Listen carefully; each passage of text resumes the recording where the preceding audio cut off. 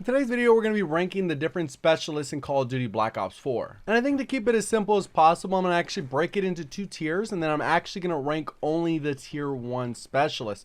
Because I think outside of the tier 1 specialists, it gets very tricky to actually rank those, since most of those are kind of even in terms of how good they are and effective they are. So to make it as simple as possible, specialists in the tier 1 category are specialists that should be used regularly. And those tier 2 specialists are ones that I wouldn't necessarily recommend on a regular basis. And that's not necessarily because they're bad, it's just because the ones in the tier 1 category are that much more useful. So if you enjoy the video or find any of the tips in it useful, please remember to hit that like button. And if you're one of the 72 that haven't yet subscribed and keep coming back for more, make sure you do hit that subscribe button with notifications on. And you can double check that. If your icon is red, that means you're not subscribed. So you can go ahead and hit that and it'll turn to gray. The specialists I put on that tier 2 list are Ruin, Torque, Seraph, Recon, and Nomad. And overall, I actually think Ruin is a pretty cool specialist, especially when in terms of play the game, there's a lot of stuff you can do with the grapple hook, but from my experience and from what I've seen from other players, they tend to put themselves in bad situations, which actually cause them to die more often. But I guess you could look at it from the other way as well. If you do have that grab slam, you do kind of get a get out of jail free card. In case you're outgunned, you could just use the grab slam in some scenarios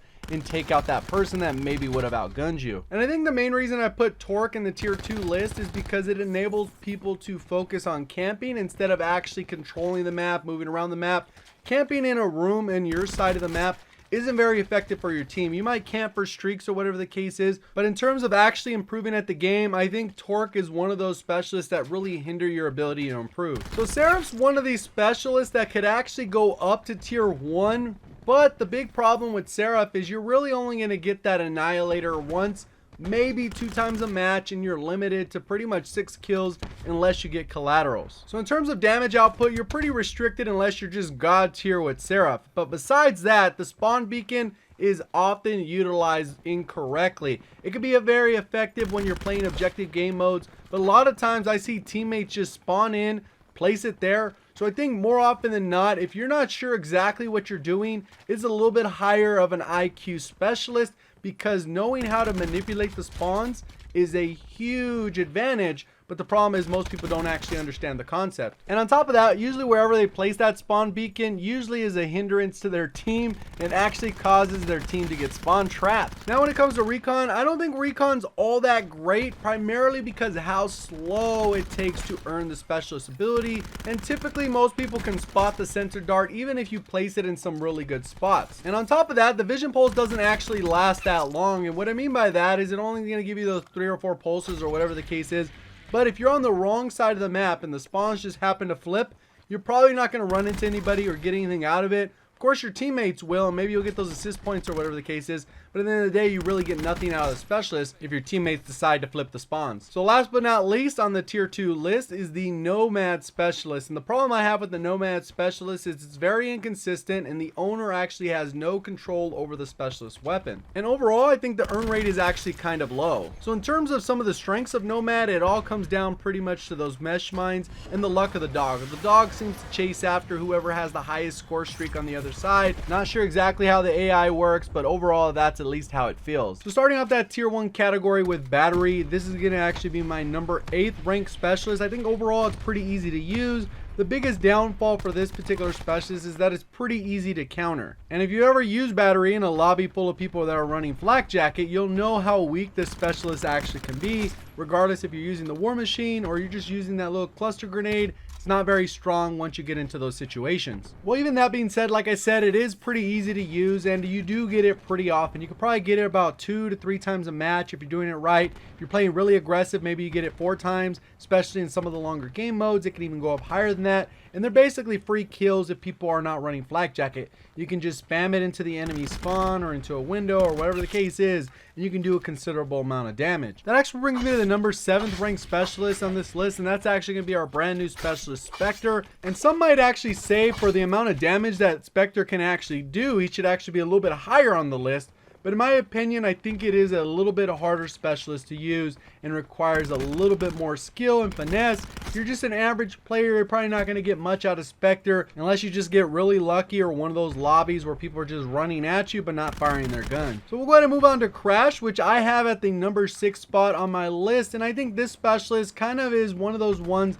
that can actually be a game changer in a lot of different ways. The first part is actually using that ammo bag, and the ammo bag is going to give you that ammo obviously, so you don't need to run scavenger, so that saves you one of your pick 10 slots. In addition to that, when you get ammo from those ammo bags, you're going to get additional score per kill, which will make it a little bit easier for you to get your streaks. And if you combine that with ComSec device and with the way EKIAs work, if you get an assist, it's basically like you have a version of Hardline Pro. And with the attack 5, you're basically getting an extra 50 health. You can actually get up to 125 score like you just saw on the screen, which will allow you to get to that next streak like I just did there with the UAV.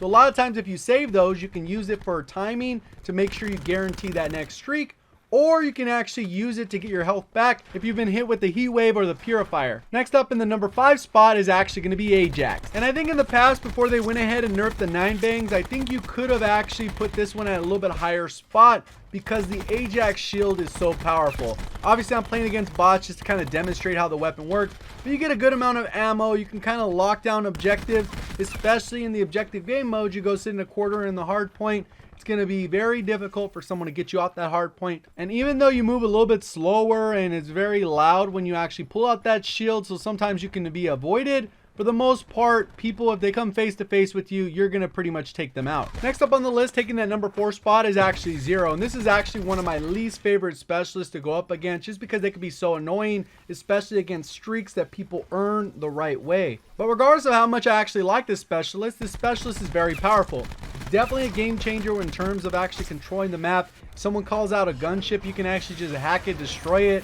If someone has an attack chopper and they made the mistake of calling it an attack chopper, it's going to be a mistake for your team if someone on the other team used it, and obviously vice versa if you have a 0 on your team. But it feels like there's almost no zeros on my team, and there's almost always 2 zeros on the other team, so I don't really know how that works. Personally, I think 0 was added to give lower skilled players an opportunity to shut down higher skilled players.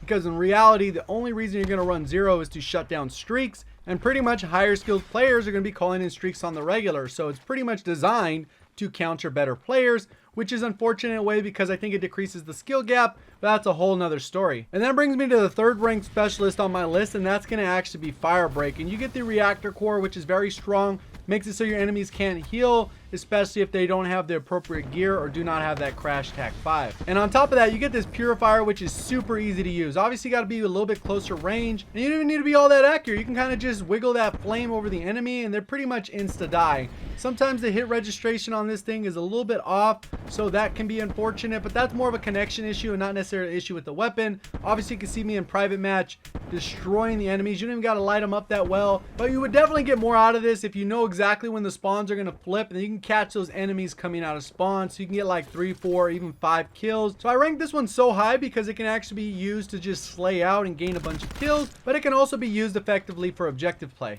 That's going to go ahead and bring us to our number 2 ranked specialist, and I'm actually going to put Prophet at this spot. Even though it was nerfed, the fact that you can actually chain these different kills together still make it very powerful. You could actually hit somebody, not even see their teammates, and it'll actually shock those various teammates. So you can see how much damage you can actually do here. And I think one of the other things that makes this weapon so powerful is they actually give you way too many shots, because they made it so that it actually takes 2 shots to kill compared to BO3. They actually give you more ammo because they figure, hey, if you down somebody, then you're going to have to hit them a second time.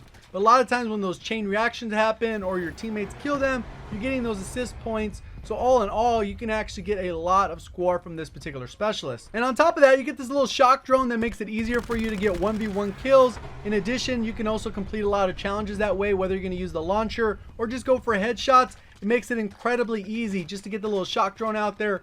Easy 2, 3, or even 4 headshots per match. And that's actually going to bring us to the number 1 specialist, or the best specialist on my list, and that's actually going to be Outrider. With the little hawk, you can position that the right way so you can see where enemies are. Makes it really easy for you to use your specialist. Pretty much lights everyone up. I don't even know how that guy had a box around him. You can see literally for the angle it has a good field of view. The only downside with that hawk is you do got to kind of be stationary while you put that out and really defenseless. So you got to be very smart about when you actually pull out that hawk. But overall, the actual Sparrow arrow is disgusting. You don't even have to be all that accurate with the shots, even though you can be pretty accurate, and those are pretty much guarantee that 1-shot kill. Even though there's a slight delay, overall, if you're just firing in the general area that you think people are, more than likely you're going to get at least 1, 2, 3 kills or whatever the case is, especially if people are capturing the objective. Just shoot in that general area, shoot 2 of those, and pretty much the person's going to die. So that about wraps up my list. If you did enjoy the video, please remember to hit that like button. If you're brand new to the channel or one of those 72% that haven't yet subscribed, please remember to hit that subscribe button. We'll see you on the next one. Appreciate all the support. Thank you for watching. As always, have a great day.